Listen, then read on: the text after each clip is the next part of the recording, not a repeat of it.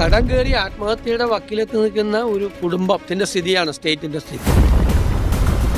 പാവപ്പെട്ട രോഗികൾ സർക്കാർ ആശുപത്രിയിലും മെഡിക്കൽ കോളേജിലും ചെല്ലുമ്പോൾ മരുന്ന് കിട്ടുന്നില്ല. നികുതി പിരിവിൽ ദയനീയമായ പരാജയം. അപ്പൊളിറ്റിക്കൽ ആയിട്ടുള്ള ഒരു സൊസൈറ്റി വളർന്നു വരുന്നു എന്നുള്ളൊരു അപകടം വല്ലാതെ മണക്കുന്നുണ്ട്. ഇന്ത്യയിൽ നമ്പർ 1 ആണ് കേരളം. ഏതിനാണെന്നറിയാം? ഏറ്റവും കൂടുതൽ വിലക്കയറ്റമുള്ള ഒന്നാമത്തെ സംസ്ഥാനം. ഇൻഎഫിഷ്യൻസിയാണ്, കഴിവില്ലായ്മയാണ്, ശ്രദ്ധയില്ലായ്മയാണ്. അപ്പോൾ നിങ്ങൾ പൊളിറ്റിക്കൽ, അതുകൊണ്ടാണ് നിങ്ങൾ എന്നോട് ഈ ചോദ്യം ചോദിക്കുന്നത്. സ്റ്റേറ്റ് കടക്കണിയിലേക്ക് എത്തുമ്പോൾ അതിൽ നിന്ന് രക്ഷപ്പെടാൻ എന്താണ് സൊല്യൂഷൻ? ഒരു വീടിന്റെ പ്രയോറിറ്റി നമ്മൾ എങ്ങനെയാണ് നിശ്ചയിക്കുന്നത്?